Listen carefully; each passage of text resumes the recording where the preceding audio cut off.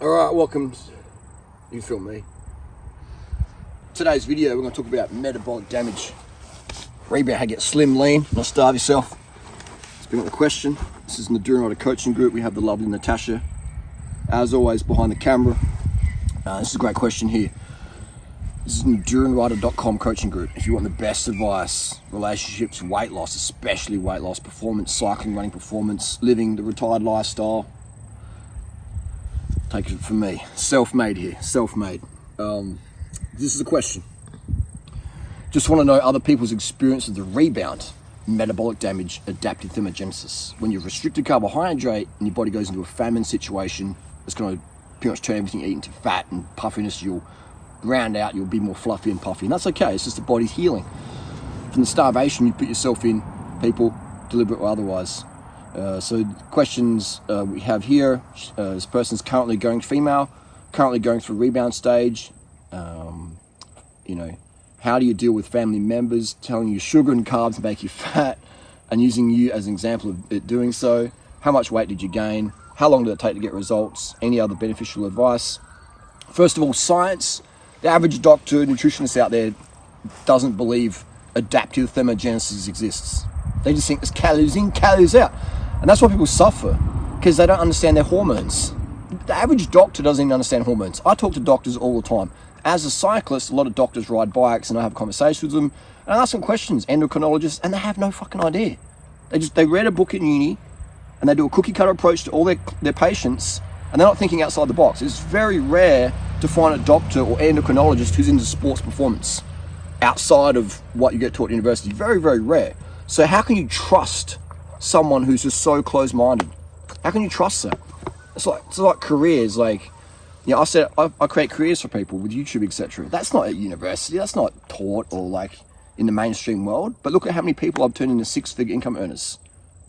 You know what I mean? But that's not taught in business school or whatever. I went to business school. It's a waste of fucking time. It's a waste of a year. So, it's just dumb. Anyway, the average person doesn't know what adaptive thermogenesis is. The average person is scared of spiders. The average person thinks bicycles are for poor people. The average person thinks sugar makes you fat. Why are you trying to convince average people of the truth? You're going to waste your time. It's like me going into a rodeo and saying, hey, you guys shouldn't ride cows and you shouldn't whip animals. I'm wasting my time. I'm going to get into fights. I might appeal to 0.1% of the crowd. I'm wasting my time.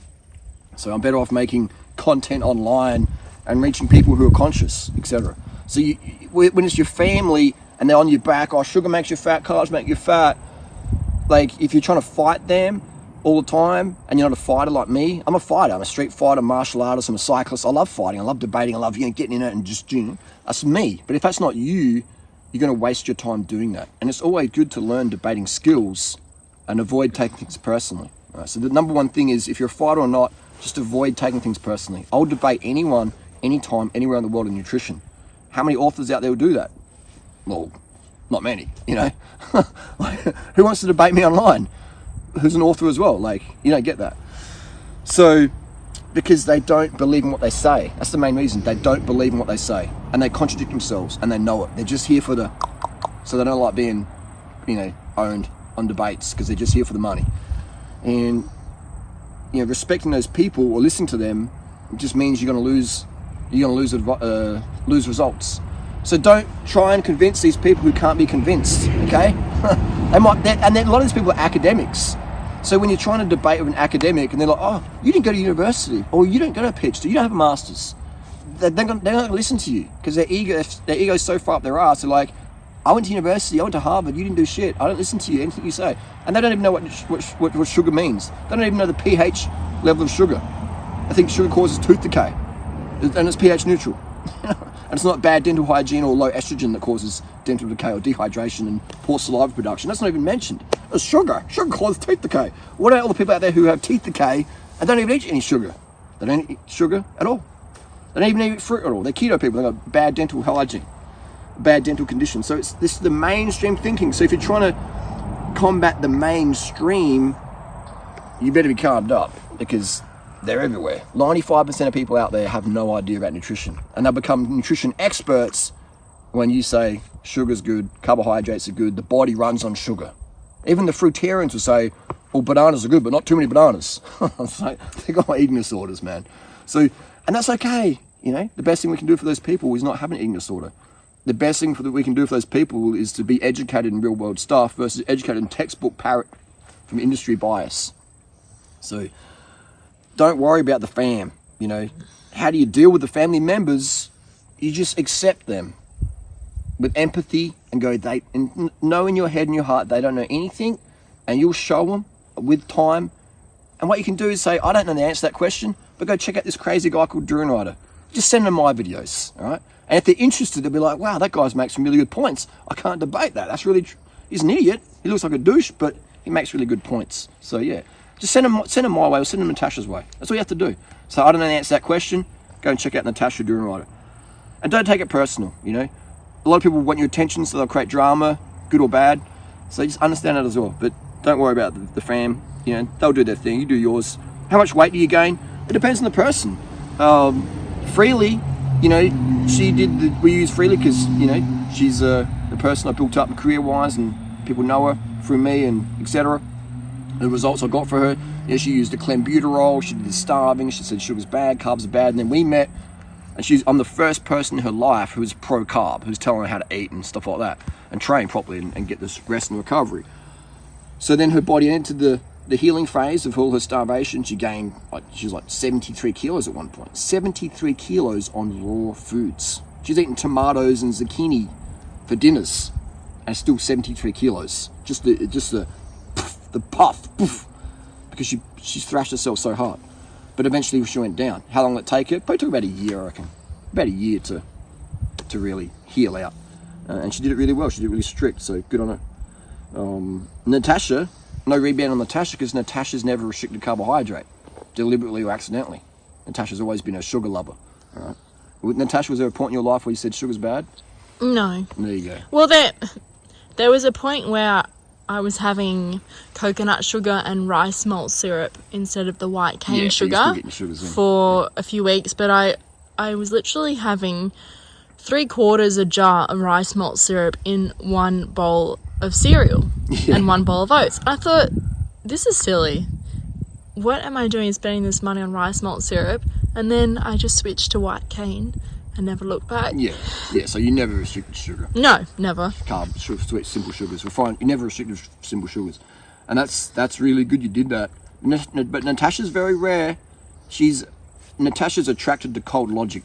That's very, very rare in today's society. Natasha's a logical, critical thinker. She's one in a zillion, okay?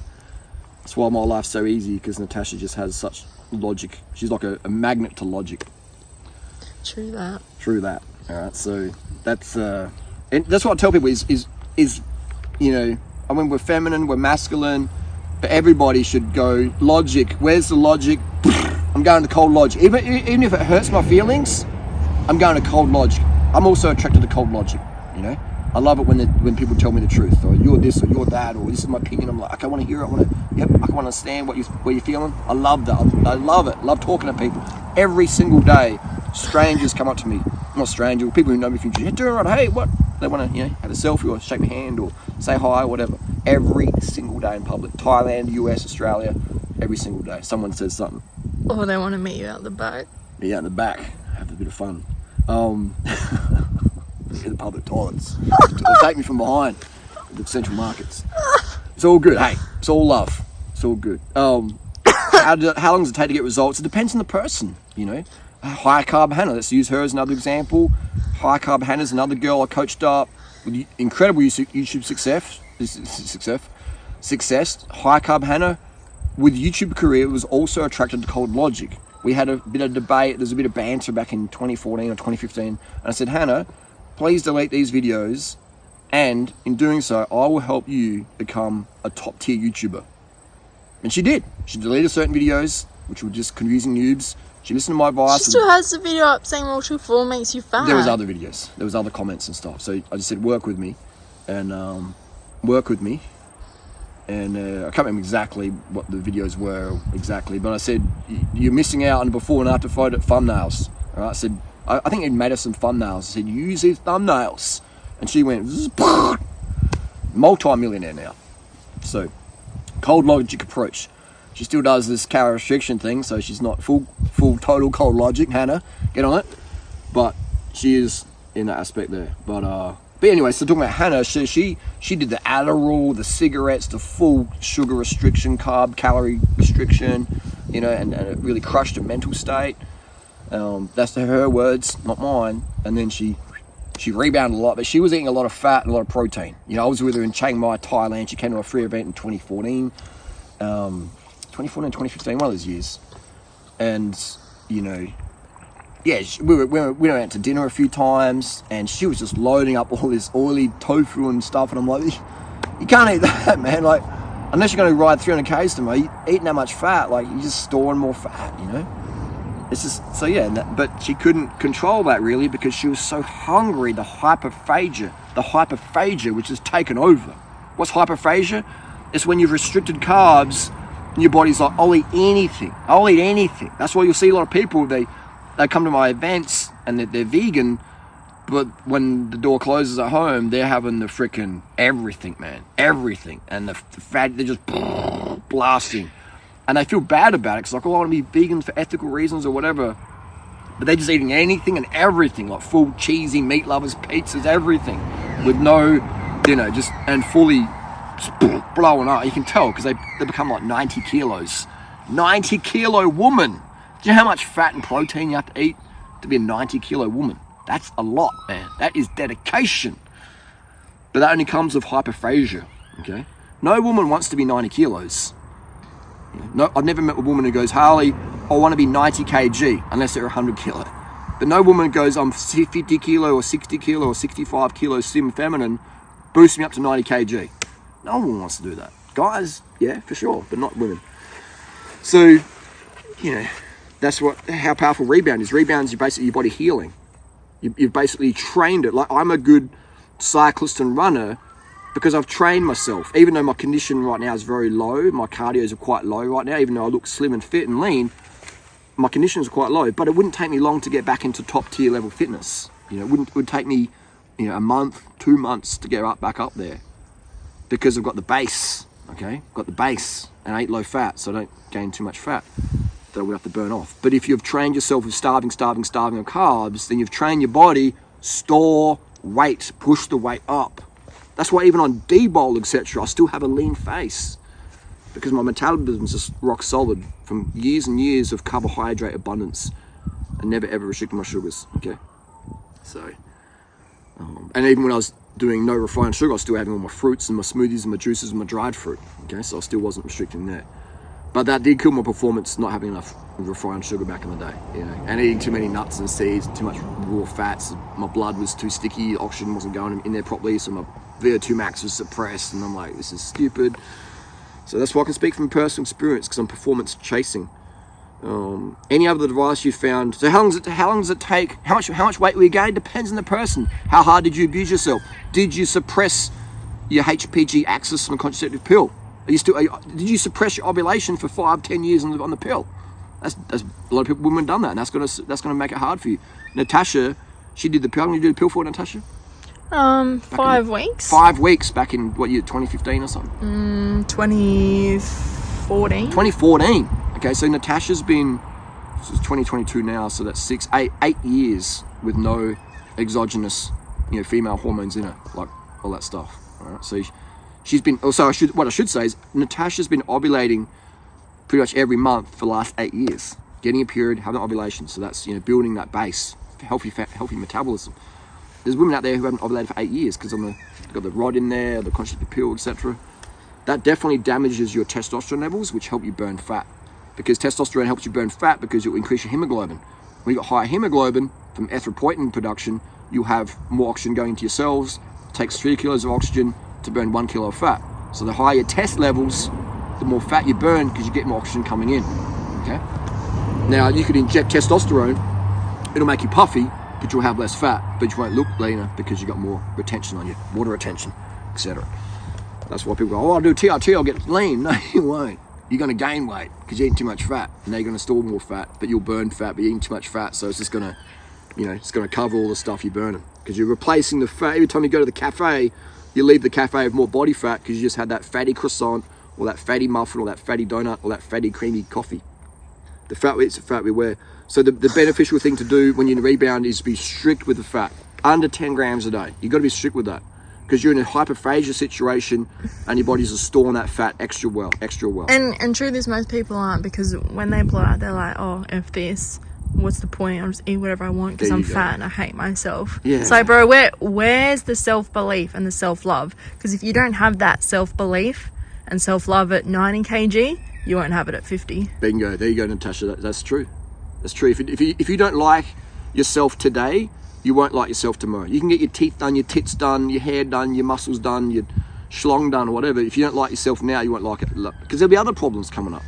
And, you know, there is such thing as self-acceptance wherever you are, but working towards a better and healthier version of yourself. That's right. Yeah, because it feels good when you can perform. I feel great having fitness and having good sleep quality. Regardless of 80 kilos muscular or 60 kilos 6-foot tapeworm HIV, you know, look, I feel great both of those things because I enjoy who I am as a person.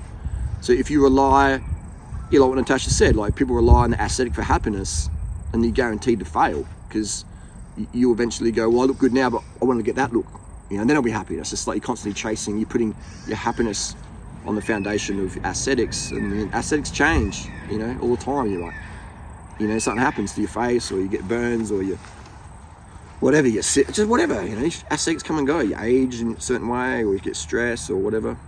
Aesthetics comes and goes. Who you are as a person, the vibe you're giving off to the world.